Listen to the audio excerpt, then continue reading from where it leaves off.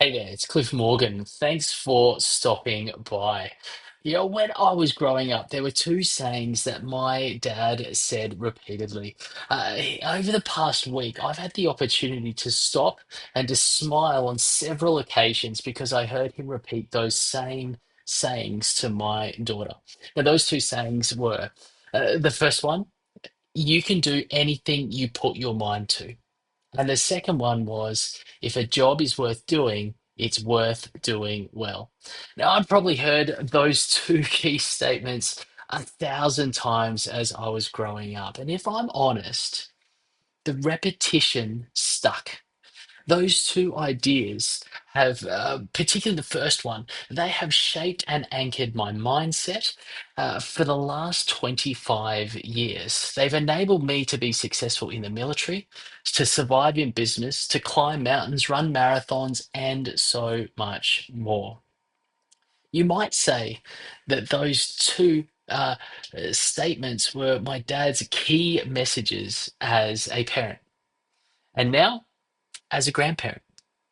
Key messages are not just limited to parenting and raising the next generation. They are absolutely vital for successful leadership today as well.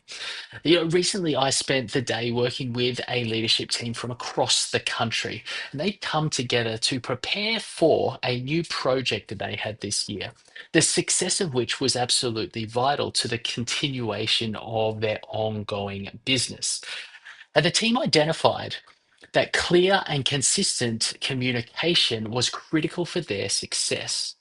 So, my challenge to them was then to define their key messages for the project. Not the general ideas, not the areas of focus, but the specific statements and the words that they would use to drive home their priorities throughout the life of the project. Now, unless they got specific with their statements, they could not be clear. And unless they got specific statements, then they could not be consistent. See, unless you can clearly articulate your key messages, you can't be intentional about communicating them consistently. Key messages, what are they? Well, they're short statements that clearly articulate an idea that you want people to internalize. Usually they relate to your perspective you want them to adopt or the priorities you want them to use as they approach their work. And the success of these statements occurs through reinforcement over time. Now, reinforcement itself, that happens through repetition, reward, and alignment. The most common of these is repetition, right? And this is the simplest form for leaders, and yet so often it is the most frustrating for leaders as well. I've lost count of the number of times I've sat across the table from an executive who's just going, Cliff, how many more times do I need to say the same message over and over again? The answer is always more. The research and the science from marketing suggests that often people need to hear a message 7 to 10 times before they even consider taking action. Now, that's just the considering taking action. They usually need to hear it several more times before they do actually take action. And research also provides a little bit of insight as to what successful repetition looks like as well. Because it's not just sitting in a meeting and delivering a message 20 times within that one meeting. It's delivering that same message 20 times over a 6 week period. It's consistent delivery of a message at different times, in different settings, and throughout different contexts. I won't go into the neuroscience of why in this particular video, but here's the principle. Consistency amidst variety makes things stick. And so reinforcement occurs also through repetition, but also through reward and alignment.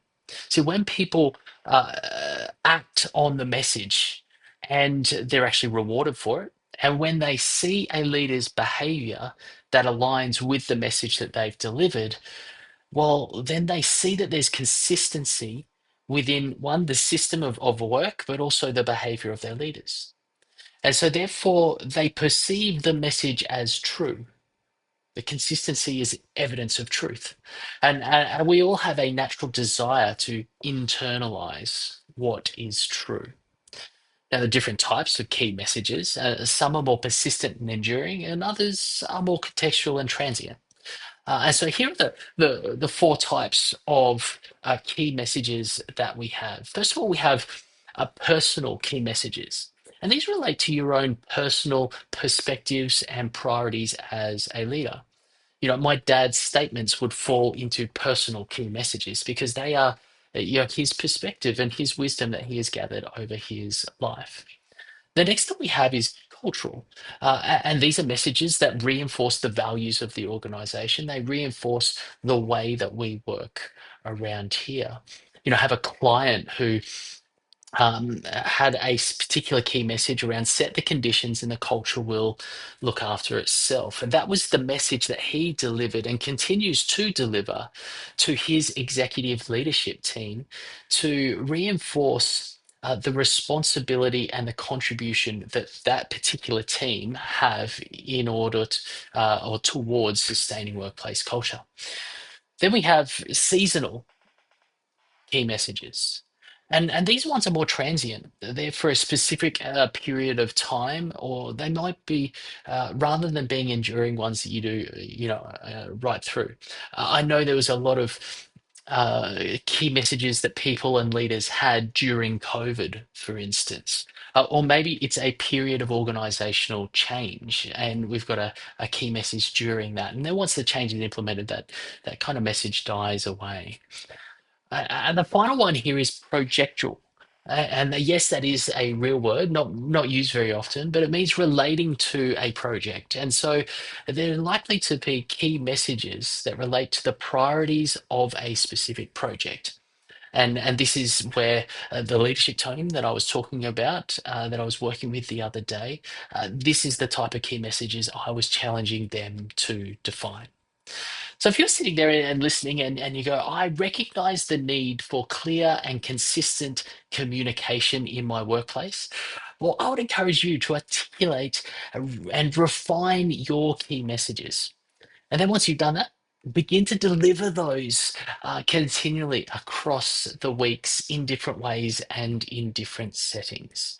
Over time, you'll find that your people will begin to internalize those messages. They'll adopt the desired perspectives and priorities that you have for them. You will have shaped their mindset. You will have honed their thinking. So, my question to you is, what's your key messages? I encourage you to find them, deliver them. Until next time, lead well.